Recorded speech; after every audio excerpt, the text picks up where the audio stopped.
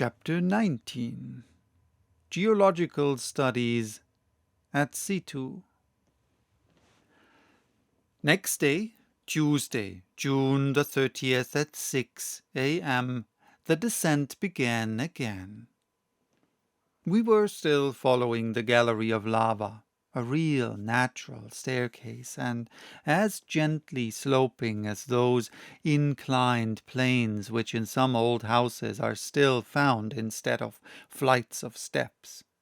And so we went on until 12:17, the precise moment when we overtook Hans, who had stopped. "Ah, here we are!" exclaimed my uncle, "at the very end of the chimney." I looked around me. We were standing at the intersection of two roads, both dark and narrow. Which were we to take? This was a difficulty. Still, my uncle refused to admit an appearance of hesitation either before me or the guide. He pointed out the eastern tunnel, and we were soon all three in it. Besides, there would have been interminable hesitation before this choice of roads, for since there was no indication whatever to guide our choice, we were obliged to trust to chance. The slope of this gallery was scarcely perceptible, and its sections very unequal. Sometimes we passed a series of arches succeeding each other like the majestic arcades of a Gothic cathedral. Here the architects of the Middle Ages might have found studies for every form of the sacred art which sprang from the development of the pointed arch. A mile farther, we had to bow our heads under corniced elliptic arches in the Romanesque style, and massive pillars standing out from the wall, bent under the spring of the vault that rested heavily upon them. In other places, this magnificence gave way to narrow channels between low structures which looked like beavers' huts, and we had to creep along through extremely narrow passages. The heat was perfectly bearable. Involuntarily I began to think of its heat when the lava thrown out by Snaffle was boiling and working through this now silent road. I imagined the torrents of fire hurled back at every angle in the gallery, and the accumulation of intensely heated vapors in the midst of this confined channel. I only hope, thought I, that this so-called extinct volcano won't take a fancy in his old age to begin his sports again. I abstained from communicating these fears to Professor Liedenbrock.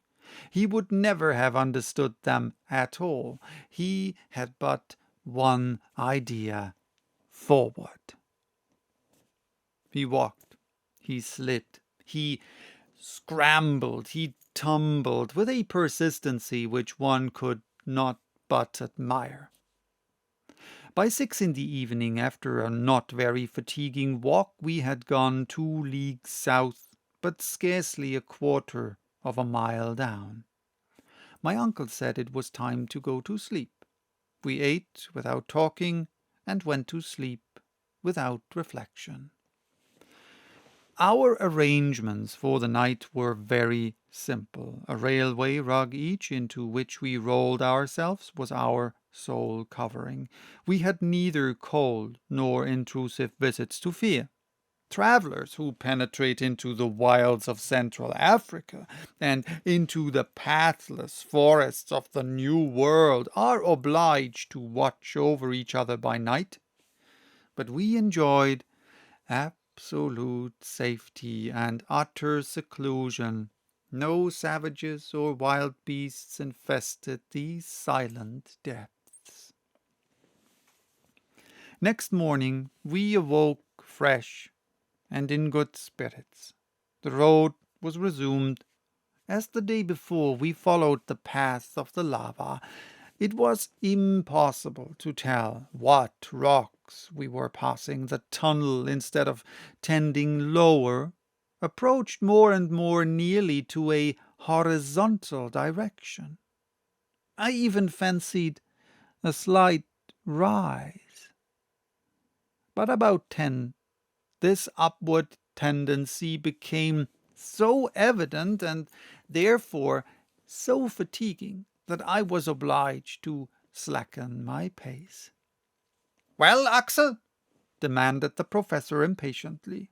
"Well, I cannot stand it any longer," I replied. "What, after 3 hours' walk over such easy ground?" "It may be easy, but it is tiring all the same." "What, when we have nothing to do but keep going down?" "Going up, if you please." "Going up," said my uncle, with a shrug. "No doubt. For the last half hour the inclines have gone the other way, and at this rate we shall soon arrive upon the level soil of Iceland." The professor nodded slowly and uneasily, like a man that declines to be convinced. I tried to resume the conversation. He answered not a word, and gave the signal for a start. I saw that his silence was nothing but ill humour. Still, I had courageously shouldered my burden again, and was rapidly following Hans, whom my uncle preceded. I was anxious not to be left behind. My greatest care was not to lose sight of my companions. I shuddered at the thought of being lost in the mazes of this vast subterranean labyrinth. Besides, if the ascending road did become steeper, I was comforted with the thought that it was bringing us nearer to the surface. There was hope in this. Every step confirmed me in it, and I was rejoicing at the thought of meeting my little Gräuben again. By midday there was a change in the appearance of this wall of the gallery. I noticed it by a diminution of the amount of light reflected from the sides. Solid rock was appearing in the place of the lava coating.